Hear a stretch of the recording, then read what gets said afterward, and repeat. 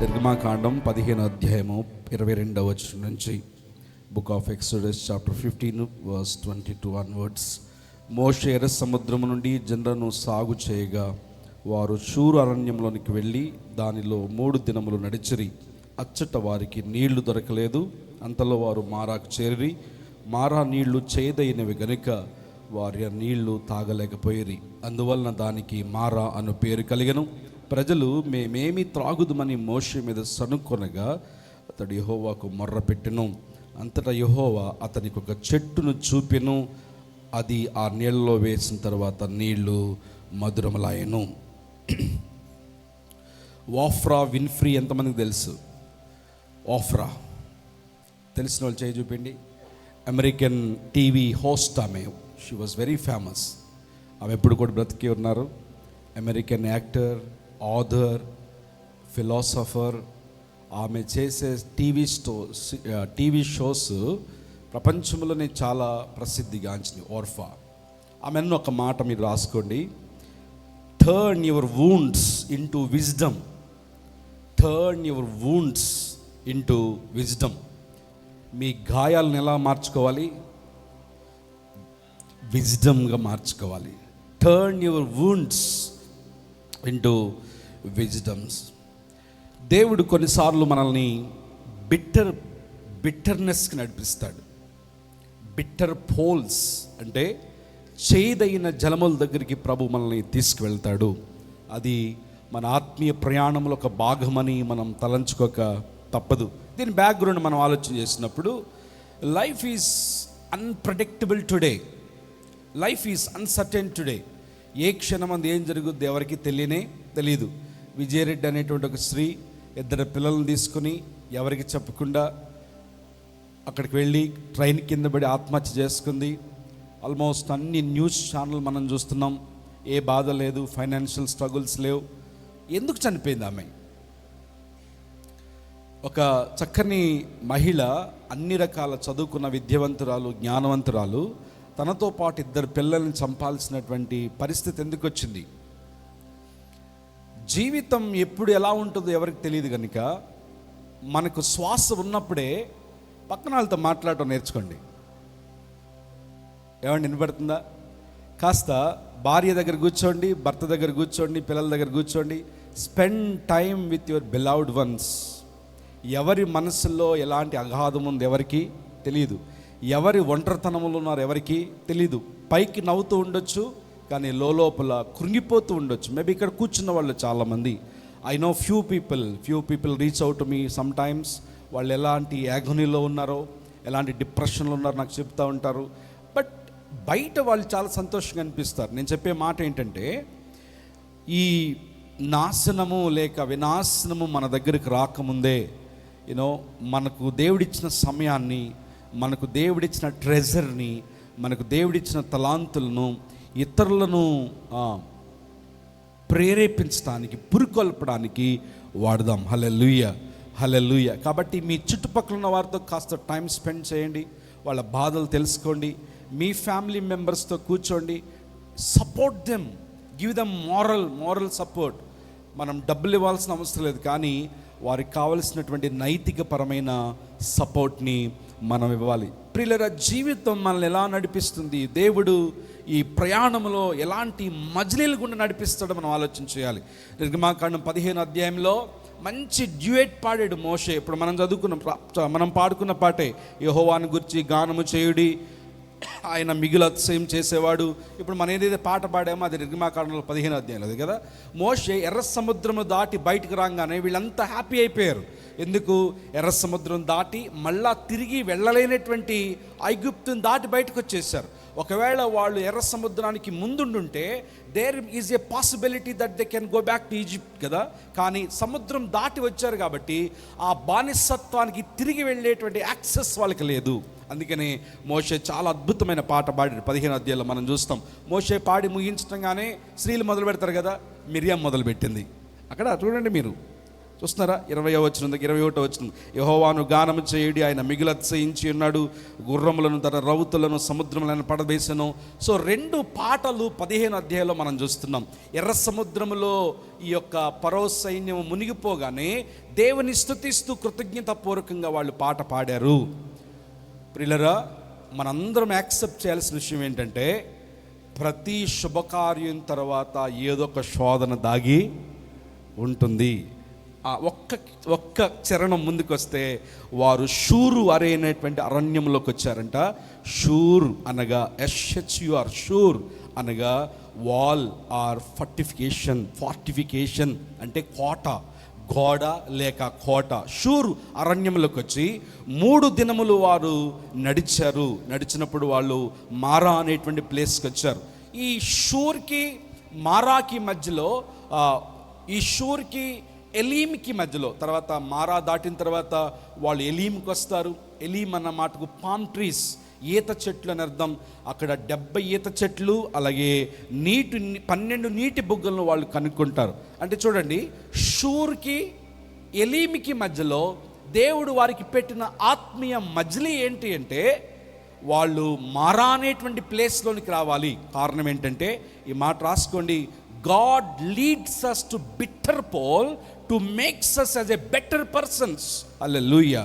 ఎందుకు చేదైన సరస్సు దగ్గరికి దేవుడు మనల్ని తీసుకొస్తాడంటే, చేదైన అనుభవాలను దేవుడు మనల్ని తీసుకొస్తాడంటే, మనల్ని బెటర్ పర్సన్స్గా మార్చడానికి. Better poles into better persons. Hallelujah. ఏమండి, ఎర్ర సముద్రం దాటారు, అయిపోయినట్టే నా పరిస్థితి? లేదు, ఇంకా చాలా పరీక్ష ఉంది. 40 సంవత్సరముల సుదీర్ఘ ప్రయాణం ఉంది. వీళ్ళు షూర్లోనికి రాగానే దేవుడు పెట్టిన మొదటి పరీక్ష ఏంటంటే, కంటి నిండా నీళ్లు కనపడుతున్నాయి కానీ తాగడానికి మాత్రం ఆస్కారం లేదు. నీళ్ళంతా కూడా పిల్లరా, మీ బిజినెస్, మీ లైఫ్, మీ ఫ్యామిలీస్ కొన్నిసార్లు అంత బాగా కనిపిస్తాయి కానీ అది తినటానికి తాగడానికి ఎందుకు కూడా పనికి రాదు. మారా లాంటి అనుభవాలు దేవుడు మన జీవితాల్లో తీసుకొస్తాడు. ఈ మాట మీరు గుర్తుపెట్టుకోవాలి. ఈరోజు మన వర్తమానం ఒకటే, God leads us to bitterness to makes us a better persons. Bitterness ఉంది. బిటర్నెస్ అంటే చేదు. ఎందుకు తీసుకొస్తాడంటే, మనల్ని బెటర్ పర్సన్స్గా దేవుడు మార్చడానికి. షూర్ నుండి 3 దినాలు ప్రయాణం చేసి వారు మారా దగ్గరికి వచ్చారు. మారా అనేటువంటి నీరు కనిపించింది కానీ వారు అవి తాగటానికి చేదైన ఉన్నవి కనుక వారు మరలా యాజ్ ఇట్ ఈస్గానే మోషే మీద సన్నుకోవటం ప్రారంభించారు. ఈ ఆత్మీయ ప్రయాణంలో దేవుడు ఎందుకు చేదు అనుభవాలు మన జీవితాలు తీసుకొస్తాడు? చెయ్యెత్తండి అంటే ఆల్మోస్ట్ అందరూ ఎత్తారు. ఎందుకంటే అందరి జీవితాలు ఆల్మోస్ట్ బిటర్నెస్తోనే నిన్నున్నాయి. కదిలిస్తే ఏడ్చేవాడు చాలామంది స్థలంలో ఉన్నారు. బాధ, వేదన, కలవరం, ఒంటరితనం. But there is a God's plan behind it. ఈ ఆత్మీయ ప్రయాణములో దేవుడు మన జీవితాలు అనుమతించే ప్రతి పరిస్థితి వెనుక దేవుని ప్రణాళిక ఉందని మర్చిపోద్దు ప్రియులరా. So life lessons at bitter pool. ఈ చేదు సరస్సు దగ్గర, చేదు జలముల దగ్గర మనం నేర్చుకోవలసినటువంటి 3 జీవిత పాఠాలను మనం నేర్చుకుందాం. 3 life lessons at bitter pool. మొదటిది ఏంటంటే, తప్పకుండా వినాలి, జాగ్రత్తగా వినాలి, యవనస్తులు మరీ జాగ్రత్తగా వినాలి. Life is a mixer. Life is a mixer. Mixer అంటే జీవితం అంటే మంచి చెడుల సమ్మేళనం అని మనం నమ్మాలి. అవునా కదా? ఒక్క చరణానికి ముందే పాటలు పాడుకున్నారు, పార్టీ చేసుకున్నారు. అయ్యో, ఫరో సైన్యం అంతా మునిగిపోయింది, ఎర్ర సముద్రం దాటి బయటకు వచ్చేసాం, ఇంకాస్త నడిస్తే పాలు తేనెలు ప్రపంచ దేశంలోకి వెళ్ళిపోతాం. కానీ ఇమీడియట్గా వారి లైఫ్లోకి వచ్చింది ఏంటంటే, ఒక మంచి వెనక మరొక కీడు కూడా వచ్చింది. దేవుని ప్రజలకు దేవుడు నేర్పాలనుకున్న పాఠం ఏంటంటే, జీవితం అంటే అంత ప్లెజరే కాదు, అంత సరదాయే కాదు, అంత సంతోషమే కాదు. It is all about it is not about prosperity, it is not about pleasure. దేవుడు పెట్టేటువంటి ప్రతి శ్రమ వెనుక దేవుని ఉద్దేశం ఉందని మనం గ్రహించాలి. హల్లెలూయా. ఇప్పుడే కదయ్యా కాస్త బయటకు వచ్చాం, కానీ అప్పుడే ఒక ఆత్మీయ పరీక్ష. అందుకనే దేవుడు మనకు నేర్పించే పాఠం ఏంటంటే, మీరైనా నేనైనా దేవుని సముఖంలో ఉన్న మనందరం కూడా గుర్తుపెట్టుకోవాల్సింది, కీడు దేవుని చిత్తమే, మేలు కూడా దేవుని చిత్తమే. కీడులో పోతున్నప్పుడు దేవుడితో మనతో ఉంటాడు, మేలులో ఉన్నప్పుడు కూడా దేవుడు మనతో ఉంటాడు. కీడును మేలుగా మార్చేటువంటి గొప్ప దేవుడైన మనం గుర్తుపెట్టుకోవాల్సిన మాట, నాకే ఎందుకు ఇలా జరుగుతుందంటే, ఇశ్రాయేలు ప్రజలు ఇమీడియట్గా సనుక్కోవడం ప్రారంభించాడు. కారణం ఏంటంటే, జస్ట్ కొన్ని రోజుల ముందే, 3 దినాల ముందే దేవుడు చేసిన అద్భుతాన్ని వాళ్ళు మర్చిపోయారు. దేవుడు ఎంత మిరాక్లస్గా ఆ ఎర్ర సముద్రం దాటించి ఫరో సైన్యాన్ని తుత్తునిల్లు చేసి వారిని ముందుకు నడిపించాడు, వాళ్ళు మర్చిపోయారు. అందుకనే శ్రమ వచ్చినప్పుడు సనుక్కోవడం ప్రారంభించారు. ఉన్నారు అలాంటి వాళ్ళు? పాస్టర్ గారిని తిట్టుకునేవాళ్ళు, సంఘాన్ని తిట్టుకునేవాళ్ళు, దేవుడు మాకేం చేశాడు అనేటువంటి వారు ఉన్నారా? దేవుడు చేసిన మిరాకల్స్ ఎన్ని తెగుళ్ళండి? ఎన్ని తెగుళ్ళు? 10 తెగుళ్ళు ప్రదర్శించాడు మోషే. ఐగుప్తు దేశం అంతా కూడా గడగడలాడిపోయింది. అద్భుతంగా వాళ్ళందరూ బంగారం తెచ్చుకున్నారు, మంచి వస్త్రాలు కుట్టించుకున్నారు, చెప్పులు కుట్టించుకున్నారు, అద్భుతంగా ప్రయాణం ప్రారంభించారు. ఎర్ర సముద్రం ఎదురైంది, దేవుడు దాటించాడు ఆశ్చర్యకరంగా. కానీ నీళ్లు చేదైనందువల్ల వారు మోషేకి వ్యతిరేకంగా సణుక్కోవడం ప్రారంభించారు. అంటే శ్రమ రాగానే వారి విశ్వాస ప్రామాణ్యతను వాళ్ళు కోల్పోయారు. ఈ మాట మీరు గుర్తుపెట్టుకోవాలి. యోబు గ్రంథం 5వ అధ్యాయం 7వ వచనంలో యోబు అన్న మాట ఏంటంటే, నరులు శ్రమ అనుభవించుటకే పుట్టి ఉన్నారు. చెప్పుకోవాలి, మీకు మీరే చెప్పుకోవాలి. ఏంటయ్యా మార్నింగ్ లేంగానే కష్టం ఏంటి, ఈ బాధ ఏంటి? జోబ్ చాప్టర్ 5:7, నరులు దేనికోసం పుట్టి ఉన్నారు? శ్రమ అనుభవించుటకే పుట్టి ఉన్నారు. బైబిల్ సెలవిస్తున్న మాట ఇది. క్రైస్తవులుగా ఈ ఆత్మీయ ప్రయాణంలో దేవుడు దీవించే దేవుడే, ఆశీర్వదించే దేవుడే, నమ్మకత్వాన్ని బట్టి సరిహద్దులు విశాలపరిచే దేవుడే, మనకేది కొదువు కాకుండా చూచుకునే దేవుడే.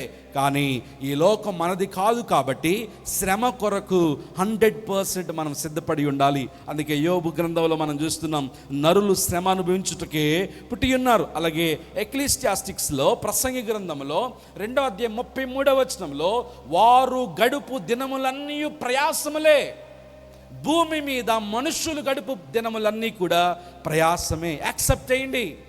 బాధలు వస్తున్నప్పుడు కృంగిపోవద్దు, వేదనలు వస్తున్నప్పుడు దిగజారిపోవద్దు.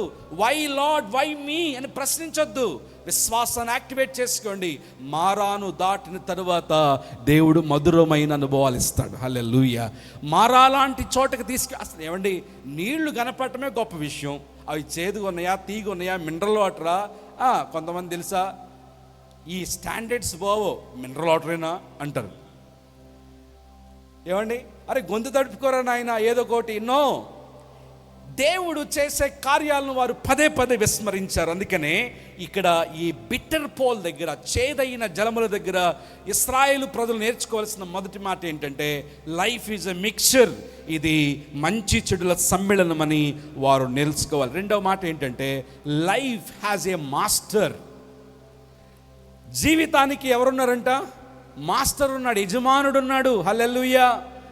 ఇక దాటొచ్చేసాం, పరో సైన్యం లేదు, పరో అధికారం మన మీద లేదు, మన ఇష్టం వచ్చినట్టు బతుకుతామంటే కుదరదు. మన జీవితానికి పైన ఒకడు ఉన్నాడు, ఆయనే యజమానుడు. హల్లెలూయా. మన సమయము, మన టైం, మన ట్రెజర్, మన టాలెంట్స్, దేవుడు మనకి ఇచ్చిన ప్రతి దాని మీద లెక్క చూచేటువంటి యజమానుడు మనకున్నాడు. హల్లెలూయా. గృహ నిర్వాహకులుగా మాత్రమే మనం ఇక్కడ ఉన్నాము. మీకు ఇచ్చిన జాబ్, మీకు ఇచ్చిన ఫ్యామిలీ, మీకు ఇచ్చిన రిసోర్సెస్, మీ జేబులో ఉన్న ప్రతి రూపాయి కూడా దేవుడు ఒక ప్రణాళికతో మీకు ఇచ్చాడు. కొరింథీ పత్రికలో ఉంది, మనం ఈ లోకములో గృహ నిర్వాహకులమని తలంచి ప్రతి వాడు నమ్మకంగా ఉండుట ఆవశ్యకము.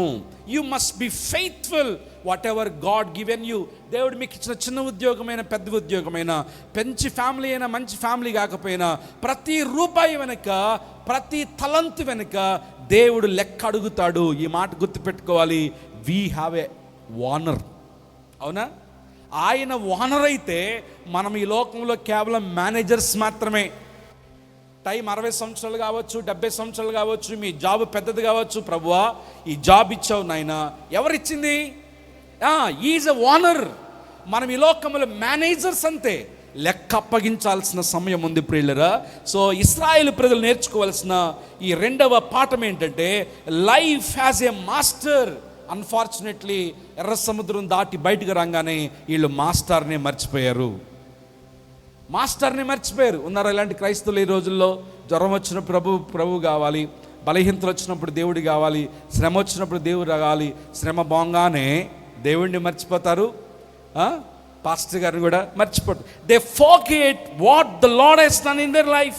దేవుడు వారి జీవితాల్లో చేసిన కార్యాలను వారు మర్చిపోయారు. అందుకనే మారా ఎదురుకాగానే దేవునికి మొర్ర పెట్టుకోవడానికి బదులుగా మోషే మీద సణుక్కున్నారు. చాలామంది చేసే తప్పిదే. కాస్త తలనొప్పి రాగానే ఫోన్ తీయాలా, పాస్టర్ గారికి ఫోన్ చేయాలా. అది అర్ధరాత్రి కానివ్వండి, ఏ టైం అయినా కానివ్వండి. వీళ్ళు దేవునికి సమస్తము సాధ్యమని మర్చిపోయారు. Master has a control over our lives. Every circumstance వెనుక, ప్రతి పరిస్థితి వెనుక దేవుడు నియంత్రణ కలిగి ఉన్నారని వాళ్ళు మర్చిపోయారు. మోషే దగ్గరికి పోవద్దని నేను అనట్లేదు, కానీ మోషే కంటే ముందు కూడా మోషే కలిగి ఉన్న దేవుని దగ్గరికి వాళ్ళు పోవాల్సింది. ప్రభువా, ఏం చేశావు? ఎర్ర సముద్రాన్నే పాయలుగా చేసిన దేవుడు ఒక మారా జలమును మధురంగా మార్చలేడా? ఈరోజు మీ ఫ్యామిలీలో, మీ కుటుంబాల్లో, మీ పర్సనల్ లైఫ్లో జలం ఉంది, దాన్ని బట్టి దేవునికి స్తోత్రం చెప్పండి. There is resources, but you need to turn it as a blessing. మారాగా ఉన్న దాన్ని మధురంగా మార్చుకోవాల్సిన బాధ్యత మీ మీదే ఉంది. హల్లెలూయా. ప్రతిదీ అప్డేట్ చేస్తారు పాస్టర్ గారికి, వెరీ గుడ్, చాలా మంచిది. మీరు పంచుకోవటంలో ఎలాంటి తప్పు లేదు, వినటంలో మేము ఎప్పుడు సిద్ధంగా ఉన్నాం. కానీ పాస్టర్ మీద ఆధారపడేదానికంటే ఎక్కువగా ఎవరి మీద ఆధారపడాలి? దేవుని మీద ఆధారపడాలి. హల్లెలూయా. అప్పుడు దేవుడు ప్రతి మారాను మధురంగా మారుస్తాడు. They forget that God has a control over our life. మన జీవితాల మీద దేవునికి నియంత్రణ ఉందని జ్ఞాపకం చేసుకోలేదు వాళ్ళు. దేవుడు చేసిన కార్యాలు మర్చిపోయారు. దేవుని దగ్గర కాకుండా మోషే దగ్గరికి వెళ్ళి మోషే దగ్గర సనుక్కున్నారు. కొంతమందిని హ్యాండిల్ చేయడం చాలా కష్టం అండి. రీసెంట్ టైంలోనే నాకు ఎదురవుతున్న పరిస్థితుల్లో అమ్మో చాలా కష్టం. కొన్నిసార్లు నిద్ర ఉండట్లేదు అనుకోండి నాకు. కారణం ఏంటి అంటే వీళ్ళు దేవుని కంటే కూడా ఎక్కువగా సేవకుని వైపు చూస్తారు, సేవకుని మీద సణుక్కుంటారు, సేవకుని మీద పితరీలు చెప్తారు. ప్రియులరా, సేవకునితో మాట్లాడొద్దు నేను చెప్పట్లేదు. As I always tell you, pastor is always available 24/7. But అన్నిటికంటే ముఖ్యంగా ఎక్కడికి వెళ్ళాలి? దేవుని దగ్గరకు వెళ్ళాలి. అందుకనే మనం ఒక ఉదాహరణ చూస్తాం కదా.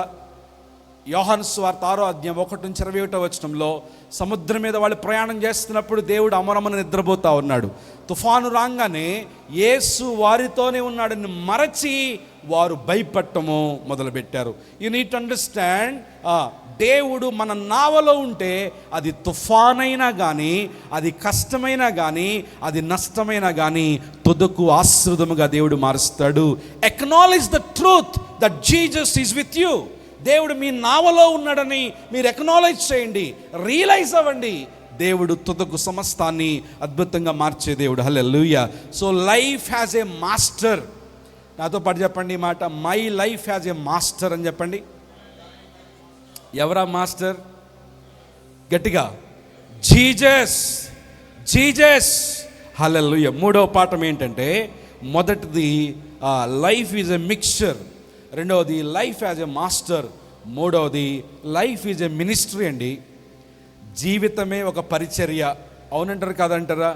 మార్నింగ్ లేచిన దగ్గర నుంచి పళ్ళు తోముకోవాలా, ఫేస్ కడుక్కోవాలా, మంచి బట్టలు వేసుకోవాలా, రాసుకోవాలా, పూసుకోవాలా, వేసుకోవాలా, తొడుక్కోవాలా, అని చేసుకోవాలి. ఇది భౌతికపరమైన జీవితానికి ఎంత అవసరమో ఆత్మీయంగా దేవుడు మనకిచ్చిన ప్రతి దినాన్ని నడిపించుకోవాల్సిన బాధ్యత.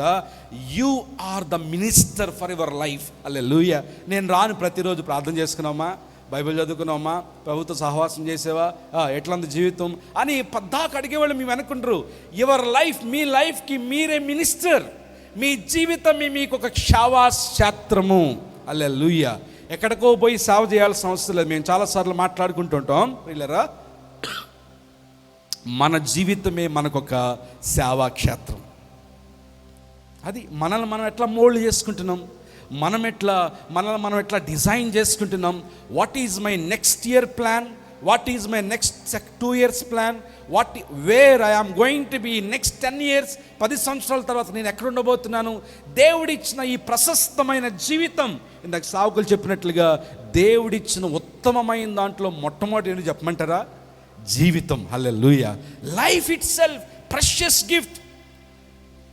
ఇప్పుడు మనం మాట్లాడుకుంటున్న ఈ అరగంటలోనే కొన్ని లక్షల మంది చచ్చిపోయి ఉంటారు, అవునా కదా? కానీ దేవుడిచ్చాడు ఈ జీవితం. ఈ జీవితం మీద మనకు అధికారం లేదు. God is the owner of this life and we are just the ministers. సేవకులు మనము ఈ జీవితాన్ని నడిపించుకోవాల్సినటువంటి వారమైనాం. ఇక్కడ మనందరం పరిశీలన చేయాల్సింది ఏంటంటే, God uses good and bad to shape our life. మంచి చెడులను దేవుడు ఎందుకు వాడతాడంటే మన జీవితాలను షేప్ చేయడానికి. హల్లెలూయా. ఇందాక సేవలు జ్ఞాపకం చేసినట్టు దావీదు జీవితం తీసుకోండి, మంచుంది చెడుంది. అబ్రహాం జీవితం తీసుకోండి, మంచుంది చెడుంది. లోతు జీవితం తీసుకోండి, మంచుంది చెడుంది. నోవాహు జీవితం, బైబిల్లో రాయబడిన ఏ దైవజనుడి జీవితమైనా, ఏ వ్యక్తి జీవితమైనా మంచి చెడులను దేవుడు అనుమతించి వారిని విశ్వాస వీరులుగా దేవుడు మార్చాడు. హల్లెలూయా. అది మీకు జ్వరం రావట్లేదు అనుకోండి, మీ బాడీలో ఏదో ప్రాబ్లం ఉందని లెక్క, అవునా కదా? అప్పుడప్పుడు జ్వరం వస్తుంటేనే బాడీ ఫంక్షనింగ్ కరెక్ట్గా ఉందని లెక్క. God himself allows us. కొన్నిసార్లు చెడును కూడా దేవుడు అనుమతిస్తాడు. కాబట్టి మనము గుర్తుపెట్టుకోవాల్సిన మాట ఏంటంటే, చెడులో ఎంత బాగా ప్రార్థన చేస్తున్నామో దేవుడు మంచినిచ్చినప్పుడు కూడా అంతే నమ్మకంగా ప్రభు కొరకు నిలబడాలి. హల్లెలూయా. అదండి సేవ. ఇదొక సేవ అనుకుంటాం మనము, కుటుంబం అనే ఒక సేవ అనుకుంటాం మనము.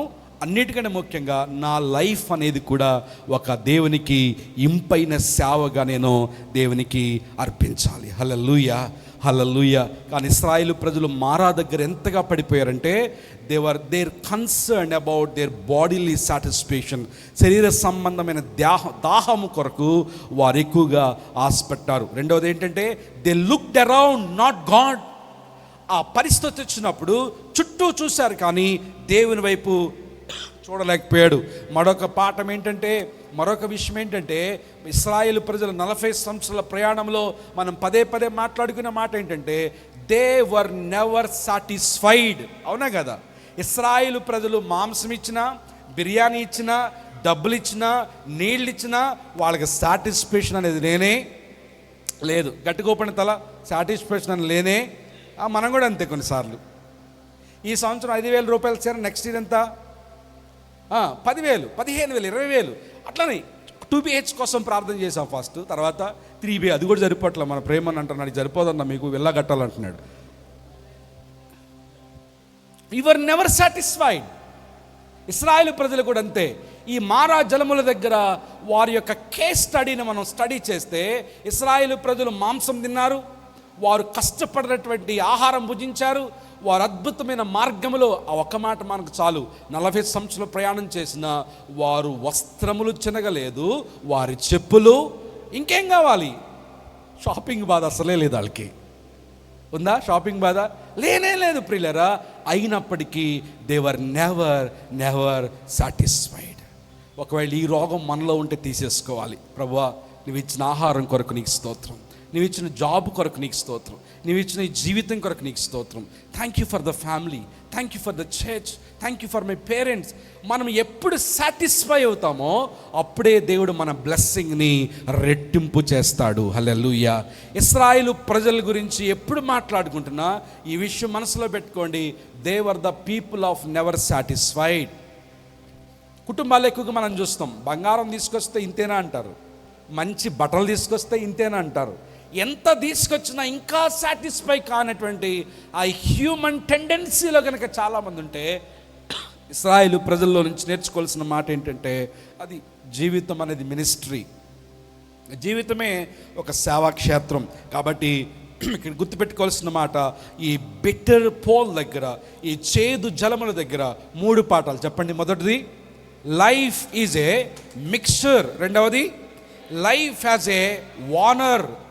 మూడవది, లైఫ్ ఈజ్ ఏ మినిస్ట్రీ. కాబట్టి ఆ జలములు దాటిన తర్వాత ఏం జరిగిందో చూడండి. వాళ్ళు తాగలేకపోయారు, మోషే దగ్గరికి వచ్చి సణుక్కున్నారు. చూడండి, ముందుకు చదువుదాం. అతడు యెహోవాకు మొర్ర పెట్టినంతటా యెహోవా అతనికి ఒక చెట్టును చూపెను. అది ఆ నీళ్ళలో వేసిన తర్వాత నీళ్లు మధురములాయెను. సంగమా వినండి, ఆ చెట్టు సిలువకు సాదృశ్యం. ఆమేన్, ఆమేన్. ఆ చెట్టు సిలువకు సాదృశ్యం, ఆ మ్రాను సిలువకు సాదృశ్యం. మారాలాంటి జలములు మధురముగా మార్చబడాలంటే మనం ఎక్కడికి రావాలి? సిలువ దగ్గరికి రావాలి. హల్లెలూయా. సిలువ దగ్గరికి మనం వచ్చినప్పుడు ప్రతికూల పరిస్థితులను దేవుడు అనుకూలపరుస్తారు, మానవజలములను దేవుడు మధురముగా మారుస్తాడు. దేవునికి స్తోత్రం కలుగును గాక. హల్లెలూయా. సిలువ చెంత చేరిన నాడు దోషములన్నిటినీ బాపే దేవుడు ఆయన. హల్లెలూయా. అది మనకు సాధ్యం. కొన్నిసార్లు ఆలోచిస్తాం, తలలు పట్టుకుంటాం, రాత్రులు నిద్ర పట్టదు. We just need to lean on cross of Christ. యేసు ప్రభు సిలువ మీద మనం ఆనుకున్నప్పుడు మారాలాంటి పరిస్థితులను దేవుడు మధురముగా మార్చే గొప్ప సమర్థుడు. ఈ 3 పాఠాలు గుర్తుపెట్టుకోండి. Life is a mixture, life has a master, life is a ministry. And మరొక మాట చెప్తాను, ఆ 3 వచనాల్లోనే దేవుడు తానెవరో బయలుపరుచుకున్నాడు. ఏమండి, వీళ్ళు మనలో వచ్చాన షుగర్ కలిపారు, అందులో వేడి చేసుకుని తాగారా, అంతే. ఎంత అద్భుతమైన వాటర్ ఉండండి, అది రాక్కులోంచి పుట్టుకొచ్చిన వాటర్. ఇక్కడ ఒక మాట చెప్పనివ్వండి, ముగిచ్చేస్తున్నాను నేను. God always concern about our needs. దేవుడు మన అవసరతలను ఎరిగి ఉన్న దేవుడు. ఆమేన్. నీళ్లు కావాలి, ఇస్తాడు దేవుడు. ఆహారం కావాలి, వస్త్రాలు కావాలి, ఇల్లు కావాలి, కార్లు కావాలి. God always concern about our needs. మనం చెప్పకముందే, మనం అడగకముందే, అడుగు వాటికంటే, ఊహించు వాటికంటే అధికముగా ఆయన తన మహిమైశ్వర్యములో మన ప్రతి అవసరతను తీర్చే గొప్ప దేవుడై ఉన్నాడు. Is able to meet our needs. ఇక్కడ ఈ 15వ అధ్యాయంలో దేవుణ్ణి వాళ్ళు ఎలా తెలుసుకున్నారంటే, ఈజ్ యెహోవా రాఫా, స్వస్థపరిచే దేవుడు ఆయన. యెహోవా జైరా, సమకూర్చే దేవుడు ఆయన.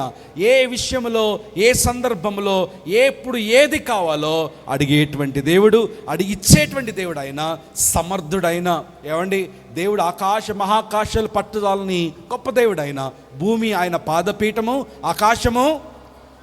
ఊహించుకోండి ఒకసారి, ఆయన క్రింద, ఆయన ముందు మన జీవితాలు ఎంత నలుసంత కూడా కాదండి ఇంకా. అందుకనే 8వ కీర్తనలో మనం చదువుతాం, నీవు నరపుత్రుని దర్శించుటకు వాడే పాటవాడు.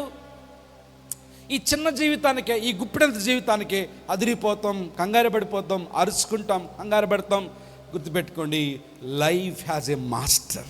మీ జీవితాలు ఆయన చేతిలో భద్రంగా ఉన్నాయి. కంగారు పడద్దు, కలవరపడద్దు, విశ్వసించువాడు. రండి, ఆ చెట్టు దగ్గరికి రండి. ఆ చెట్టే కల్వరిలో స్థాపించబడిన యేసుక్రీస్తు ప్రభువారి సిలువ. ఆ సిలువ దగ్గరికి వచ్చినప్పుడు మారాను మధురముగా మార్చే దేవుడు, ప్రతికూలతను అనుకూలంగా మార్చే దేవుడు ఆయన. మన ప్రయాణాన్ని సజావుగా ముందుకు తీసుకెళ్ళడానికి ఆయన సిద్ధపడే దేవుడు.